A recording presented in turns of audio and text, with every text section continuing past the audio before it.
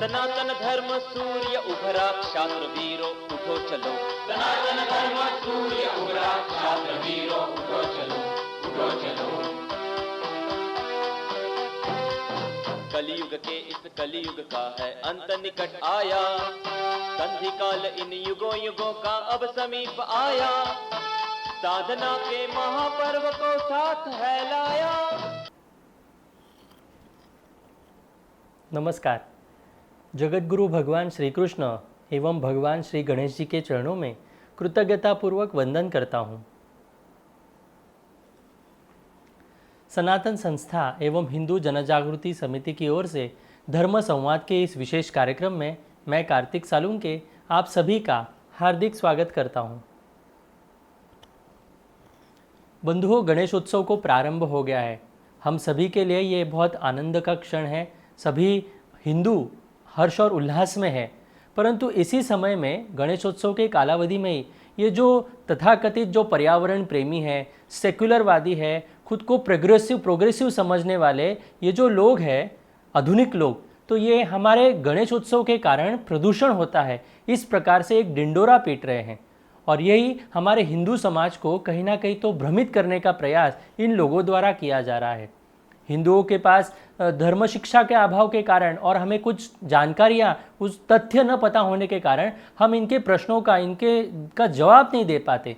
तो इसीलिए आपको ये जो गलत बातें हो रही है उसके बारे में जानकारी मिले और आप भी इन कम्युनिस्ट लोगों को, इन तथाकथित पर्यावरण प्रेमी वादियों को आप जवाब दे पाए, आपको भी इसके बारे में जानकारी मिले, इसलिए कुछ तथ्यों के साथ हम आज का यह विशेष धर्म संवाद का कार्यक्रम कर रहे हैं। हमने पिछले धर्म संवाद में गणेश मूर्ति का विसर्जन टंकी में क्यों नहीं करना चाहिए, अमोनियम बाइकार्बोनेट में क्यों नहीं करना चाहिए, ये हमने समझ कर लिया। और कोरोना महामारी के इस जो प्रतिकूल स्थिति में हमें गणेशोत्सव कैसे मनाना चाहिए, उसका विसर्जन किस प्रकार से करना चाहिए, ये कुछ जानकारी हमने समझ कर ली थी। और भी कुछ तथ्य हम समझ कर लेने वाले हैं। हमारे साथ हिंदू जनजागृति समिति के राष्ट्रीय मार्गदर्शक सद्गुरु डॉक्टर चारुदत्त पिंगले जी यहाँ पर उपस्थित हैं। नमस्कार सद्गुरु डॉक्टर पिंगले जी। नमस्कार कार्तिक जी। सद्गुरु डॉक्टर पिंगले जी, आपने हमें गणेश विसर्जन के बारे में कुछ सूचनाएं यहाँ पर बताई थी, कुछ सूत्र हमें समझाए थे कि बहते हुए पानी में हमें विसर्जित करना चाहिए। ये धर्मशास्त्र के अनुसार भी होता है, परंतु प्रशासन के द्वारा कुछ कृत्रिम टैंक का प्रयोजन किया जाता है जिसमें गणेश मूर्ति को विसर्जित करने का आह्वान किया जाता है। तो इसको विरोध क्यों करना चाहिए, इसके बारे में जो तथ्य है वो आप हमारे सामने रखें। कार्तिक जी, सबसे पहले कुछ तथ्य हमें जानकर लेने की आवश्यकता है। मूलतः ये जो गणेशोत्सव का जो त्यौहार है या चाहे नवरात्र हो, यह जो हमारे सार्वजनिक त्यौहार आते हैं वो बारिश के कालावधि में आते हैं। यानी भारत में, विश्व में तो 2 ही ऋतु है, मगर भारत में 3 ऋतु है। विश्व में बारिश का मौसम नहीं होता है, मगर भारत में विशिष्ट कालावधि में बारिश आती है। और भारत यह इस दृष्टि से एक समृद्ध देश कहा जाता है कि उसमें विशिष्ट कालावधि में एक विशिष्ट पैमाने में बारिश आती है। तो इन बारिश के कालावधि में बारिश और बाढ़ के कारण वैसे ही नदियाँ काफ़ी उथान से बहती हुई जाती है। कभी कभी गाँव को वो अपने चपेट में लेकर, पूरी उसकी गंदगी को लेकर वो गाँव को साफ करते हुए वो अपना प्रवाह जारी रखती है और आखिर में समुद्र में चले जाती है। तो मूल तो नदियाँ और बहता हुआ पानी, यह एक स्वयं शुद्धिकरण की प्रक्रिया है। और जहाँ बहता हुआ पानी है उसकी एक क्षमता होती है कि बहते हुए पानी में कहा जाता है कि कुछ अंतराल के बाद वो उसके बहने की गति के कारण वह स्वयं ही शुद्धिकरण की प्रक्रिया निरंतर करता रहता है। और इसलिए सबसे शुद्ध और पवित्र जो है वो बहता हुआ पानी ही माना जाता है। अब बहते हुए पानी को सरकार ने जहाँ पर अड़ाकर उसको स्टैग्नेशन किया है और उसका बहाव रोका है, तो वह भी एक प्रदूषण का कारण है। यह हमें सोचने की आवश्यकता है। यह सबसे पहले बात हो गई। और दूसरी जो बात है कि वर्तमान में जो अनियंत्रित जनसंख्या का विस्फोट भारत में हो रहा है, वह हमें पानी की कमी और पानी के मांग का दूसरा महत्वपूर्ण कारण बना है। अब इस जनसंख्या नियंत्रित करने के प्रक्रिया में केवल हिंदुओं को ही जबरन बाध्य करके हम दो हमारे दो नाम का एक नारा थोपकर हिंदुओं की जनसंख्या को तो उन्होंने कम किया और अन्य धर्मियों को एक अनियंत्रित जनसंख्या बढ़ाने की जो सहूलियत दिया है, तो यहाँ पर भी ये कम्युनिस्ट विचारधारा की या साम्यवादी विचारधारा की या सेकुलरवादी जो पॉलिटिकल पार्टियाँ हैं, उन्होंने ये जो अभियान जारी रखा है, तो जनसंख्या के भी अभियान में हिंदुओं को ही टारगेट किया गया है और हिंदुओं को ही प्रतिबंधित किया, यह स्पष्ट दिखता है। और अन्य धर्मियों को सहूलियत देके संवैधानिक, कानूनी या पॉलिटिकल पावर के आधार पर हिंदुओं के साथ रिलीजन या धर्म के आधार पर भेदभाव किया जा रहा है, ये हमको इस मात्रा में भी दिखता है। और अनियंत्रित जनसंख्या यह भी एक कारण है कि पानी की मांग बढ़ी है और उसके लिए अब पानी की तड़प शुरू है। अब तीसरा महत्व की जो बात है कि अब ये कृत्रिम टैंक बनाना चाहते हैं, तो मूलतः कृत्रिम यानी कृत्रिमता ही है, आर्टिफिशियलनेस ही है। और हमारा जो धार्मिक त्यौहार है वो एक नैसर्गिक और आध्यात्मिक प्रक्रिया है और कृत्रिमता से उसमें बाधा आती है, हमारे भाव भक्ति के ऊपर उसका एक आघात हो रहा है, हमारे धार्मिक त्यौहार या धर्म परंपरा से दूर लेके जाने का एक षड्यंत्र हो रहा है। और इसलिए इसके बारे में जो कुछ अन्य संगठनों ने तथ्य सामने लाए उसके बारे में मैं अभी आपके साथ चर्चा करना चाहूँगा। टाइम्स ग्रुप के जो पुणे मिरर नाम का जो एक अंग्रेजी वृत्तपत्र है, उसने कुछ वर्ष पूर्व इसके विषय में एक समाचार प्रकाशित किया था। उन्होंने समाचार के साथ कुछ फोटो भी छापे थे और उसमें यह दिखाया था कि इस कृत्रिम टैंक में विसर्जित की हुई गणेश मूर्तियों के अवशेष नदी में किस प्रकार से यह सरकारी यंत्रणाओं ने विहित किए हुए कर्मचारी या सरकारी यंत्रणाओं के कर्मचारी किस प्रकार कर रहे हैं या उनको सहायता करने वाले एनजीओज ये गणेश मूर्ति के साथ किस प्रकार का खिलवाड़ कर रहे हैं, वो उन्होंने फोटो में भी स्पष्टता से दिखाया था। अब इसमें क्या क्या प्रकार हुए कि इसमें प्रशासन के जो कर्मचारी हैं वो सबसे पहले ये कृत्रिम टैंक में उतरते हैं और उस कृत्रिम टैंक में हमने अपनी गणेश की मूर्तियाँ विसर्जित किया है, यानी एक तरह से गणेश की मूर्तियों के ऊपर पैर रखकर ही वो टैंक में खड़े होते हैं और फिर वहीं से वो मूर्तियाँ बाहर निकलते हैं। तो इसको क्या प्रशासनिक या शासन के स्तर पर हिंदू धर्म की अवहेलना, हिंदू धर्म का विडंबन और हिंदुओं की आस्थाओं पर आघात ऐसे कहना चाहिए ना? क्या इस प्रशासनिक कर्मचारी और शासन के विरुद्ध में 295 अ के तहत हिंदुओं की आस्था और धार्मिक भावना आहत करने के लिए इनके ऊपर कानूनी कार्रवाई क्यों नहीं किया जाए? हमारे देवता की मूर्ति जो हमारी आस्था है उसके ऊपर पैर देकर ये खड़े होकर अगर हमारे देवता का अवमान कर रहे हैं तो ये हिंदू धर्म की आस्थाओं के साथ खिलवाड़ भी और भावना आहत करने का गुनाह भी है, ऐसे हमें लगता है। अब ये मूर्तियाँ बाहर निकलते हैं। अब ये बाहर निकलने के बाद मूर्तियाँ हम सम्मान से उसको हम 4 व्हीलर 2 व्हीलर जो भी है वो सजा कर उसमें एक अतिथि नहीं तो एक भगवान अतिथि के रूप में हमारे घर में आ रहा है तो उसका मान सम्मान करके, जिसको हम कहते हैं कि ढोल ताशे बजाते हुए एक भावगीत संगीत लगाकर, कहीं विकृति आए तो अन्य संगीत भी चलता है, उसका तो हम निषेध करते ही है। तो ऐसे इसको लेके आते हैं तो उनको लेके जाने के लिए प्रशासकीय अधिकारी कौन सी गाड़ी वापरते हैं? नगर पालिका, महानगर पालिका की कचरा गाड़ियाँ यूज़ करते हैं। क्या हमारी देवताओं को कचराओं की गाड़ियाँ में लेके जाना ये प्रशासनिक और सरकारी तौर पर हिंदुओं के धार्मिक भावना आहत करने का प्रयास नहीं है? इस सेकुलर सरकार जो स्वयं को धर्म निरपेक्ष, पंथ निरपेक्ष कहती है, वो अपने योजनाओं के तहत हिंदुओं की धार्मिक भावनाओं को आहत कर सकती है क्या? इसके लिए अभी प्रशासन और शासन को जिम्मेदार तय करके उनके ऊपर अभियोग चलाने की आवश्यकता है। और फिर क्या करते हैं, ये कचरे गाड़ियाँ में उन मूर्तियों को लेकर जाते हैं और बाद में उन्हें फिर से नदी के जल में उन्होंने फेंका था। अब यह तो और एक गणेश भक्तों की भावना के साथ खिलवाड़ है। प्रारंभ में तो उन्होंने जल में विसर्जित करने के लिए मना किया, जल में विसर्जित करने के लिए मना करके फिर कृत्रिम टैंक के टेंडर्स निकाले और उसमें किसका किसका अर्थ लाभ हुआ? महानगर पालिका, नगर पालिका या शासन के कौन से लोगों ने वो टेंडर निकाले और फिर वो टेंडर निकाले, उसमें कितने पॉलिटिकल पार्टियाँ या कितने साठगांठ वाले लोगों ने वो टेंडर पास करवा लिए, इसकी जांच होना आवश्यक है। और उसमें अधिकांश किसी पॉलिटिकल व्यक्ति के ही अगर ना निकले तो बड़ी आश्चर्य की बात होगी, ऐसे मुझे लगता है। इसके बाद कृत्रिम टैंक का खर्चा अनावश्यक जो है वो महापालिका, नगरपालिका या शासन करता है। दूसरे टप्पे पे अब ये ट्रांसपोर्टेशन के लिए उनका एक दूसरा टेंडर या खर्चा का प्रावधान करना पड़ता है। अब खर्चा तो वो नॉर्मल करते हैं, मगर कचरा गाड़ियों पर यूज़ करके हिंदुओं की धार्मिक भावनाओं का आहत करते हैं और फिर जाके उसी पानी में डालते हैं जिसके लिए वो भक्तों को प्रतिबंधित करते हैं। तो ये जो श्रृंखला है, ये श्रृंखला के बीच में जो एक इकोनॉमिक टर्नओवर हुआ है, तो इसमें किसका किसका लाभ हुआ ये ढूंढने की आवश्यकता है। और दूसरी, अगर सरकार पहले कृत्रिम टैंक बनाकर फिर गाड़ियों में डालकर फिर वही नदी में डालना है, तो जो भक्त डालना चाहते तो उनको प्रतिबंधित करने के पीछे हिंदू धर्म की आस्था पर आघात, हिंदू धर्म के त्योहारों पर आघात और हिंदुओं को अपने धर्म से दूर लेके जाने की जो प्रक्रिया चल रही है, उस षड्यंत्र का भी पर्दाफाश करने की आवश्यकता है, ऐसे मुझे लगता है।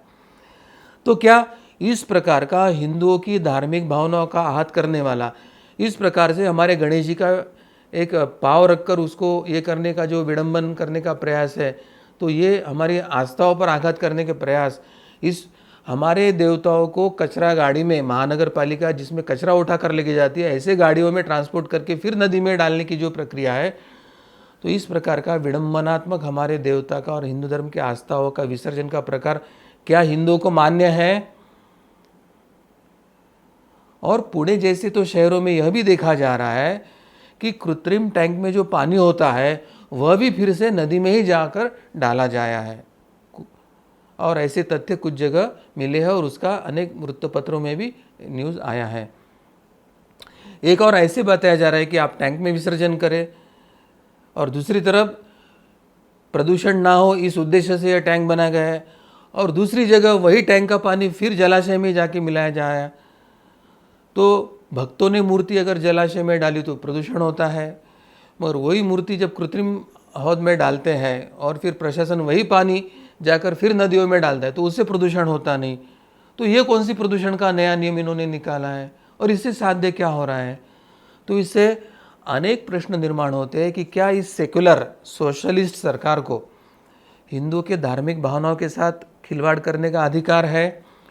क्या वो हिंदुओं की धार्मिक भावना और त्यौहार परंपराओं में बाधा डालने के लिए बेवजह उनको अधिकार है?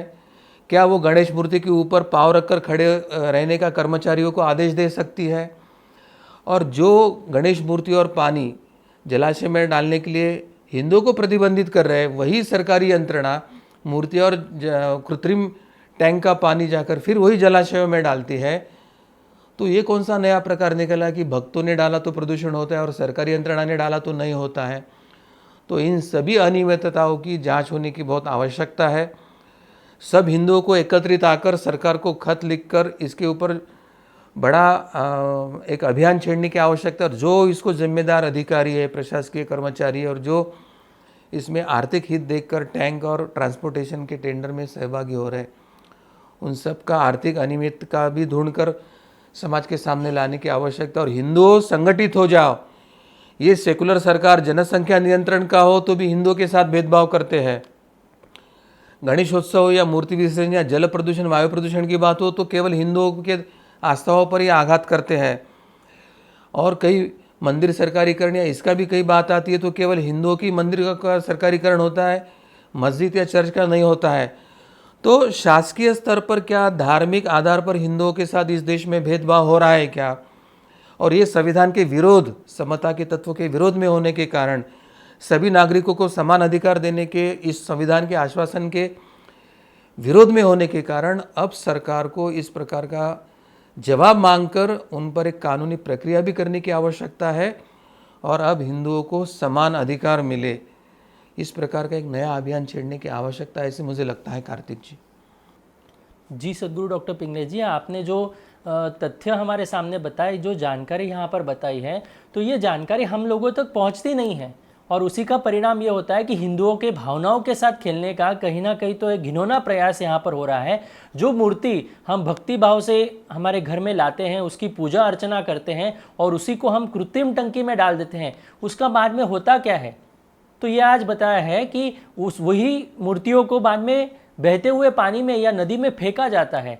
तो हमारे भावनाओं को कुचलने का प्रयास ये विधर्मी लोग कर रहे हैं, ये कम्युनिस्ट लोग कर रहे हैं। तो इसके लिए अभी हमें सतर्क रहना है और ये जो तथ्य यहाँ पर बताए जा रहे हैं तो इसको हम सामने रखकर जब भी इस प्रकार से आपको कोई आह्वान करने आएगा तो उससे आप ये प्रतिप्रश्न कर सकते हैं, उससे जवाब मांग सकते हैं। और हम सभी से यहाँ पर आह्वान करते हैं कि जो आपकी गणेश मूर्ति है तो उसको यदि संभव है तो बहते हुए पानी में ही विसर्जित करने का आप प्रयास करें। मैं इस चर्चा को आगे लेकर जाता हूँ। सदगुरु डॉक्टर पिंगले जी, केंद्रीय प्रदूषण नियंत्रण मंडल ने विसर्जन के संदर्भ में कुछ मार्गदर्शक सूत्र बताए थे, तो इसके बारे में भी आप हमारे दर्शकों को अवगत करवाएं। कार्तिक जी, ये केंद्रीय प्रदूषण नियंत्रण मंडल ने विसर्जन के संदर्भ में 2010 के आसपास ही कुछ मार्गदर्शक सूचनाएं जारी किया था और उसमें उन्होंने स्पष्टता से बताया था कि मूलतः जलाशय तो है वहाँ पर, यानी विसर्जन है वो जलाशय में ही हो, इसका ही प्रावधान उन्होंने बताया था। और 100 फीट के जलाशय में दीवार के द्वारा 20 फीट तक का एक छोटा टैंक बनाने की सूचना दिया। इसका मतलब था कि जलाशय तो है परंतु इसके बीच में 20 फीट का एक कृत्रिम एक दीवार बना के उसको एक चेम्बर ऐसे बनाया जाए जिसमें मूर्ति का विसर्जन भक्त लोग कर सके। इससे क्या होगा कि मूर्ति का जो विसर्जन है वो बहते पानी में तो हो रहा है, लेकिन मूर्ति के जो शेष घटक है वो नीचे टैंक में जमा रहे और मूर्ति में जो ईश्वरी तत्व जागृत हुआ था वह पानी में विलीन होने के बाद पानी के साथ वो बहता बहता आगे चले जाए। यानी एक तरह से धार्मिक आस्थाओं को बचाने का भी उसमें एक विचार था, ऐसे यहाँ स्पष्ट दिखाई दे रहा है। सेंट्रल बोर्ड ने जो भी गाइडलाइन किए हैं उसका जो पालन है वो राज्य के प्रदूषण नियंत्रण मंडल ने ही करना आवश्यक होता है। और फिर भी अभी तक 2010 से जो सूचनाएं दी है उनका 2020 तक के अर्थात 10 वर्षों से राज्यों के प्रदूषण नियंत्रण मंडलों द्वारा पालन नहीं किया जा रहा है। अब केंद्रीय प्रदूषण मंडल का अगर नियमों का और सूचनाओं का पालन राज्य प्रदूषण मंडल नहीं कर रहा है तो क्या जनता को वो बाध्य करा सकते हैं कि उनके जो मार्गदर्शक सूचना है वो जनता ने पालन करना ही चाहिए? तो ये कौन से प्रकार की तानाशाही है राज्य प्रदूषण मंडल जनता पर लादना चाहती है? वे स्वयं तो केंद्रीय प्रदूषण मंडल के सूचनाओं को अमल नहीं कर रहे। इसके विपरीत कृत्रिम पद्धति से टैंक बनाए जा रहे हैं, यानी मूल जलाशय में एक भाग में 20 बाय 20 का टैंक बनाकर बहते पानी में ही मूर्ति का विसर्जन हो, ऐसी मार्गदर्शक सूचना होते समय ये विपरीत कृत्रिम टैंक बना रहे हैं जो कि मार्गदर्शक केंद्रीय प्रदूषण मंडल के मार्गदर्शक सूचनाओं के विरोध में है। तो किसी भी हिंदू नागरिक को वो बाध्य नहीं कर सकते कि आप इस कृत्रिम टैंक में गणेश जी का विसर्जन करो, क्योंकि ये उनकी मनमानी है। केंद्रीय प्रदूषण मंडल की सूचनाओं के विरोध में वे गुनहगार के स्वरूप में ये कृत्रिम टैंक बना रहे हैं और इसमें होने वाली आर्थिक हेराफेरी की तो जांच होना आवश्यक ही है, ऐसे लगता है। तो केंद्रीय मार्गदर्शक सूचनाओं का पालन करना ये राज्य प्रदूषण मंडल और नगर पालिका, नगर निगम और महानगर निगम को भी आवश्यक है। उसके बाद ही बहते पानी में जो तात्कालिक टैंक बनाए जाएंगे उसमें भक्त आवश्यकता अनुसार विसर्जित कर सकते हैं। कृत्रिम टैंक में विसर्जित करना कोई हमें बाध्य नहीं कर सकता है। धार्मिक जो अधिकार है, धर्म पालन का जो संविधान ने दिया वो अधिकार है, और आपकी जो गणेश मूर्ति है मिट्टी की बनी हुई वो प्रदूषित नहीं करती, तो उसको बहते पानी में विसर्जित करने के लिए सभी सरकारी गैर सरकारी संस्थाएं उनको मदद करें, इस प्रकार का भी एक आदेश निकालने की आवश्यकता है। अगर पीओपी या पेपर पल्प की मूर्तियां बनाई हैं तो ऐसे मूर्तियां बेचने वाले और बेचने वालों को लाइसेंस देने वाली सरकारी यंत्रणा तथा इसको प्रतिबंधित करने के लिए सरकार ने कानून नहीं बनाया, इसलिए सरकार को भी नोटिस देकर उनको इस प्रदूषण के लिए जिम्मेदार मानकर उनके विरोध में भी कानूनी कार्रवाई करने की आवश्यकता है। तो हमें क्या करना है कि ये प्रशासन को ये जो कम्युनिस्ट विचारधारा से प्रभावित या नास्तिकता से प्रभावित या हिंदू धर्म के विरोध से जो उद्युक्त प्रशासन है, जो हिंदुओं के धार्मिक भावनाओं के साथ जानबूझकर खिलवाड़ कर रहा है, इन किसी को धार्मिकता था हिंदू की धार्मिकता हो या देवता की मूर्ति उसकी चिंता नहीं है, स्पष्ट हो रहा है। केवल कृत्रिम टैंक बनाने का ठेका देने तक और उसमें जो आर्थिक लेन देन हो रहा है वहीं तक इनका स्वार्थी हेतु निहित है क्या, इसकी जांच होने की आवश्यकता है। तो सभी गणेश मंडल, हिंदू अधिवक्ता और धर्माभिमानी हिंदू एकत्रित आए, उसके लिए आप पहल कीजिए और प्रशासकीय यंत्रणा, शासन, पुलिस और सभी एनजीओज़ है उनको अपने संगठित शक्ति का कानूनी और बौद्धिक और वैचारिक जो प्रतिवाद है उसके आधार पर उनका ये जो हिंदू विरोधी षड्यंत्र है, हिंदू धर्म पर आघात करने का, आस्थाओं पर आघात करने का जो षड्यंत्र है वो निरस्त करने के लिए आप संविधानीय और कानूनी तौर पर प्रयास कीजिए, ऐसी सभी को मेरी विनती है।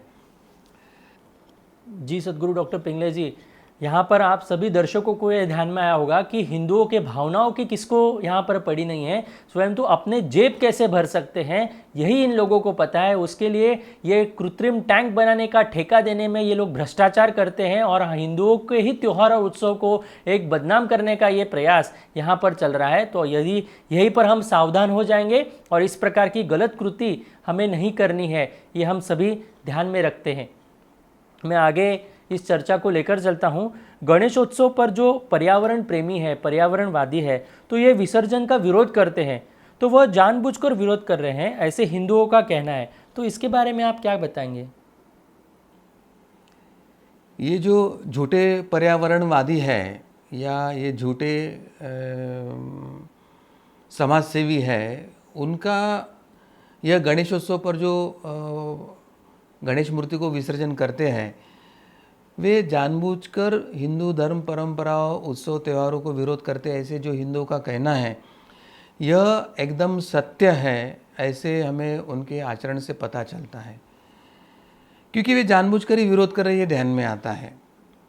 क्योंकि गणेश मूर्ति के विसर्जन के समय ये जो तथाकथित समाज सुधारक है या तथाकथित जो पर्यावरणवादी है, वे वर्ष भर क्या करते हैं प्रदूषण के संदर्भ में, या ये धार्मिक त्योहारों की बातें अगर छोड़ते हैं तो अन्य जो प्रशासकीय या अन्य जो प्रदूषण के कारण है, औद्योगिकरण है, विज्ञान के द्वारा निर्मित आधुनिक यंत्रणा है, या टाउन प्लानिंग या नगर निगम या महानगर निगम का ये जो सीवेज या ड्रेनेज के वाटर मैनेजमेंट या प्यूरिफिकेशन की प्रक्रिया है, तो इस माध्यम से या इंडस्ट्रियल वेस्ट पानी में जो बहाने की प्रक्रिया हो रही है या हवा में भी छोड़ी जा रही है, या कार्बन इमिशन जो व्हीकुलर साइलेंसर द्वारा हो रहा है 2 व्हीलर 4 व्हीलर से, तो इससे भी तो वायु प्रदूषण हो ही रहा है। तो इन सभी प्रदूषणों के घटकों के संदर्भ में यह तथाकथित समाज सुधारक या तथाकथित पर्यावरणवादी जो मूलतः कम्युनिस्ट विचारधारा के, सेकुलर विचारधारा के और हिंदू विरोध और भारत विरोधी विचारधारा के है, ये वर्ष भर कहाँ होते और इसके संदर्भ में क्या करते हैं, ये एक बड़ा प्रश्न चिन्ह बहुत से हिंदुओं के मन में आया।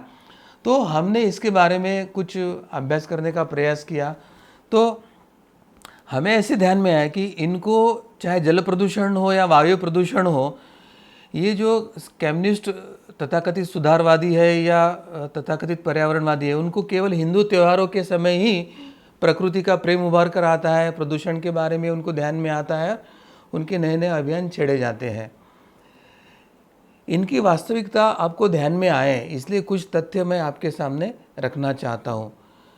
महाराष्ट्र में सर्वाधिक मात्रा में गणेशोत्सव मनाया जाता है। तो हिंदू जन जागृति समिति के साथ जो संलग्न कार्य करने वाली हिंदू विधिज्ञ परिषद है, इन्होंने ये एक अधिवक्ताओं का संगठन है और इन्होंने महाराष्ट्र में नदियों का या जल का होने वाले प्रदूषण का प्रत्यक्ष उन्होंने अध्ययन ही किया।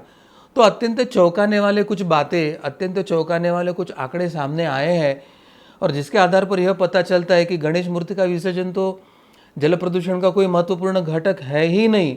अन्य जो घटक है वो बहुत बड़े बड़े घटक है, परंतु उसके संदर्भ में ये कम्युनिस्ट, सेक्युलर या हिंदू विरोधी, भारत विरोधी शक्ति है, उसके विरुद्ध चुप रहते हैं।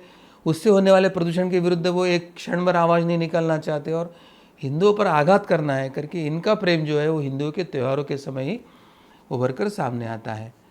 सबसे पहला जो सूत्र है कि आर्थिक वर्ष 2010 और 11 में जो नियंत्रक तथा महालेखा परीक्षक के अहवाल है, यानी कैग की समकक्ष ये जो बॉडीज़ होते हैं, इन्होंने अपने अहवाल में जल प्रदूषण के स्रोतों के विषय में क्या बताया है, यह हमें समझकर लेने की आवश्यकता है। इन्होंने अपने अहवाल में बताया है कि पर्यावरण संरक्षण अधिनियम 1986 के अंतर्गत पशु वध गृहों से बाहर फेंके जाने वाले गंदे पानी पर योग्य प्रकार से प्रक्रिया होना आवश्यक है, ऐसा उन्होंने अपने इस नियम में बताया है। क्योंकि पशुवध गृह से जो खून मिश्रित पानी बाहर अगर फैला जाता है तो ये ब्लड एक कल्चर मीडिया के जैसा काम करती है और एक डॉक्टर या पैथोलॉजिस्ट इसको अच्छी तरह से जान सकते हैं कि ये खून मिश्रित पानी जब जाता है तो खून जो होता है प्राणियों का या मनुष्य का किसी का भी, तो उसमें जीव जंतु या रोग फैलाने वाले जो जीव जंतु है, इस घटकों की तेज़ी से वृद्धि होकर एक संसर्गजन्य भी बीमारियां फैलने की संभावना होती है या रोग फैलाने की घटना भी इसके माध्यम से हो सकती है। तो वे भूमि में समाहित होकर वहाँ के स्थानिक पानी को भी वो प्रदूषित करने की संभावना होती है। इसलिए ये जो 1986 का अधिनियम है उसमें स्पष्टता से यह बात बताइए कि पशुवध गृह से बाहर निकलने वाला जो पानी और वेस्ट है वो पूर्णतः प्रक्रिया होकर योग्य पद्धति से उसका डिस्पोजल होना चाहिए।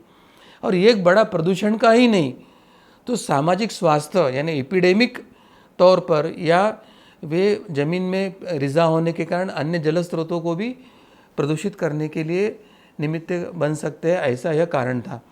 लेकिन इस अहवाल के ही अनुसार परीक्षण किए गए जो क्षेत्र थे वो क्षेत्रीय कार्यालय के अभिलेखों में से या उनके जो कुछ अहवाल थे उसमें से ऐसे ध्यान में आया है कि उनके कार्य क्षेत्र में करीब करीब 56 जो पशुवध गृह है जिसको हम स्लॉटर हाउसेस कहते हैं, वो 56 संख्या में स्लॉटर हाउसेस थे।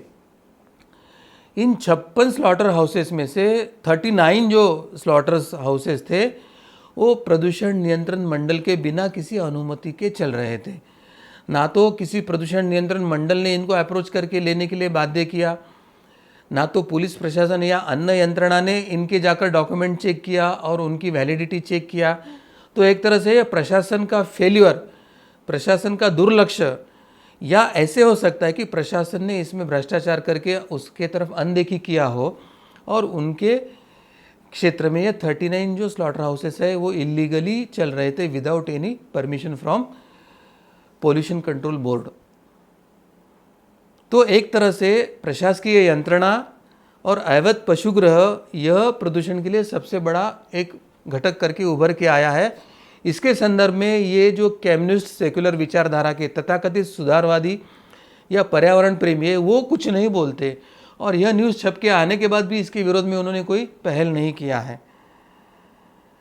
और इतना ही नहीं, तो ये 39 जो स्लॉटर हाउसेस थे जो इलीगल थे, बिना अनुमति के चल रहे थे, उन्होंने प्रदूषण मंडल से अनुमति लेने के लिए कोई आवेदन भी सरकारी दफ्तर में नहीं दिया था, इतनी उनकी ये थी। तो इसमें स्पष्ट आर्थिक हेराफेरी या भ्रष्टाचार हुआ है, अनदेखी करने में यह स्पष्ट हो रहा है। तो सरकार ने इसकी जांच करने की आवश्यकता है, यह सबसे पहले ध्यान में आता है।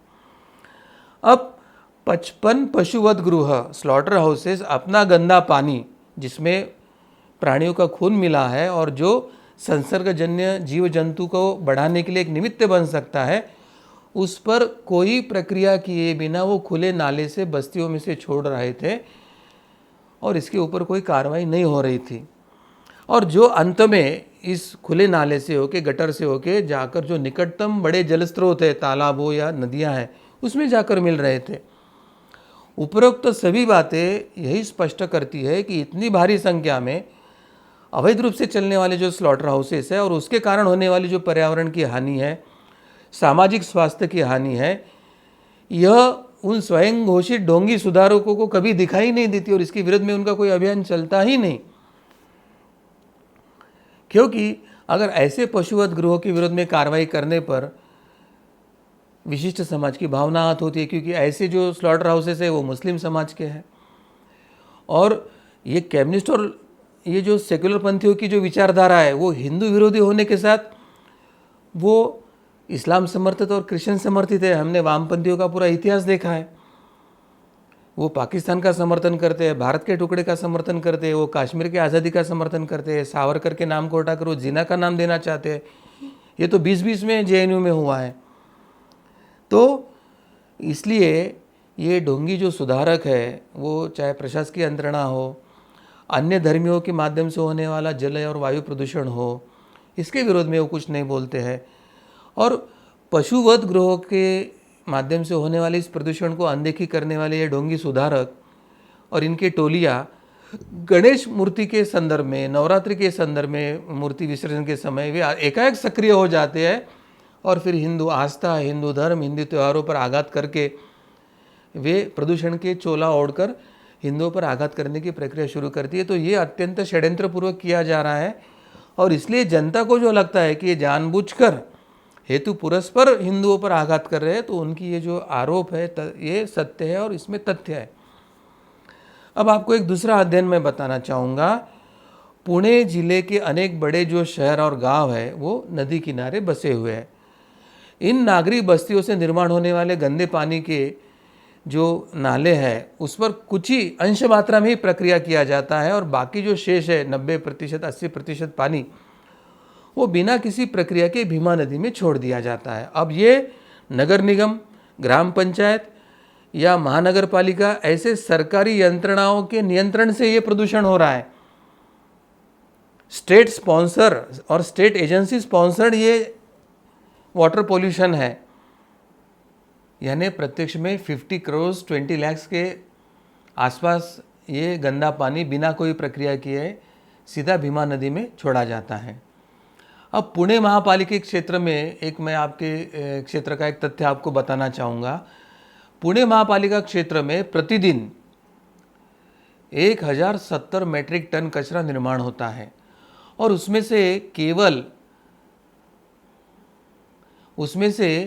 500 मीट्रिक टन जो कचरा है वो अशास्त्रीय और गलत पद्धति से खुले में फेंक दिया जाता है। वर्ष के 365 दिन नदियों में गणेश मूर्तियाँ विसर्जित नहीं की जाती है, तब भी प्रतिदिन करोड़ों लीटर गंदा पानी यानी जिसको हम अपशिष्ट पानी कहते हैं नदियों में मिलाकर नदियों को प्रतिदिन दूषित करने की प्रक्रिया प्रशासकीय और शासकीय संस्थाओं द्वारा प्रत्यक्ष हो रही है। और इस state sponsored so called water pollution को ये स्वयं घोषित जो स्वयं को सुधारक मानते हैं या पर्यावरण प्रेमी मानते हैं, ये टोली इनको अनदेखी कर देती है। इससे यही स्पष्ट होता है कि यह टोली केवल हिंदुओं के त्यौहार को ही विरोध में कार्य करती है। प्रदूषण के लिए पशुवध भी उत्तरदायी है और पशुवध मुस्लिम समाज के ओनरशिप में है, परंतु इन स्वयं घोषित सुधारकों को इसके विरोध में कभी आवाज़ नहीं उठाए और उठाते हुए कभी देखा नहीं गया है। तो आपके इस कृतियों के वजह से ही आपका जो हिंदू त्योहारों के समय प्रदूषण के नाम पर विरोध करने की प्रक्रिया है उसमें आपका हेतु ही हिंदू धर्म को विरोध है। यह स्पष्ट होने के कारण इसमें आपका ना तो पर्यावरण प्रेम है, ना प्रदूषण प्रेम है, ना तो समाज सुधारने की प्रक्रिया के ऊपर आपकी कोई निष्ठा दिखती है। इसलिए आपके ये जो झूठे एडजेक्टिव्स हैं वो यहाँ पे निरस्त होते हैं और केवल हिंदू विरोधी, भारत विरोधी, कम्युनिस्ट, सेक्युलर विचारधाराओं के लोगों का ये हिंदू विरोधी षड्यंत्र है, यही यहाँ पे स्पष्ट होता है। और इसलिए हिंदुओं को जो लगता है कि ये जानबूझकर हमारे धार्मिक त्योहारों को विरोध कर रहे हैं, उनके इस आरोपों में 100% तथ्य है ऐसे लगता है। तो हमने इसमें जो जो आक्षेप लिया है उस सभी आक्षेपों के बारे में सरकार ने भी सोचने की आवश्यकता है और जागरूक गणेशोत्सव मंडल है, जागरूक अधिवक्ता है, धर्म प्रेमी है, उन्होंने एकत्रित आके अब इनके विरोध में लीगली क्या प्रोसेस कर सकते हैं, उनको लीगली नोटिस देकर इनके गलतियों के लिए उनको कैसे दंडित किया जा सकता है उसके लिए भी पहल करने की आवश्यकता है ऐसे मुझे लगता है। जी सदगुरु डॉक्टर पिंगले जी, आपने जो आंकड़े हमारे सामने रखे हैं तो ये खुद ब खुद स्पष्ट करते हैं कि किस प्रकार से पूरे साल भर में गंदा पानी, इंडस्ट्रियल वेस्ट या ये जो स्लॉटर हाउसेस, कत्तल खानों से निकल रहा जो गंदा पानी निकलता है उस पर कोई प्रक्रिया की नहीं जाती। ये इंडस्ट्रियल वेस्ट इसी प्रकार से हमारे नदियों में छोड़ दिया जाता है और 365 दिन ये बातें चल रही है, परंतु इसके कारण प्रदूषण नहीं होता है, परंतु साल में एक बार आने वाला गणेशोत्सव उसके कारण प्रदूषण हो रहा है। इस प्रकार का एक गलत प्रचार यहाँ पर ये तथाकथित आधुनिकतावादी, सेक्युलरवादी, कम्युनिस्ट लोग कर रहे हैं और हिंदुओं को त्यौहार को बदनाम करने का प्रयास कर रहे हैं। केवल हिंदुओं के त्यौहार, बाकी अन्य किसी भी संप्रदाय के बारे में, किसी भी धर्म के बारे में इन्हें प्रदूषण नहीं दिखाई देता है, पर हिंदुओं का त्यौहार आ जाता है तभी ये गलत बातें ये समाज के सामने लाने का प्रयास करते हैं। तो ये जो आंकड़े यहाँ पर आपके सामने रखे गए हैं, तो ये आंकड़े आप इसको अवलोकन कर सकते हैं और अधिक से अधिक लोगों तक इसकी जानकारी आप पहुँचा सकते हैं, क्योंकि ये तथ्य हमने लीगल डिपार्टमेंट की ओर से और हिंदू विधिज्ञ परिषद के अधिवक्ताओं ने ये जानकारी निकाल कर लाई है। आरटीआई के माध्यम से ये आंकड़े हमारे सामने आए हैं और हमारे भावनाओं को किस प्रकार से कुचला जा रहा है ये यहाँ पर हम समझ कर ले सकते हैं।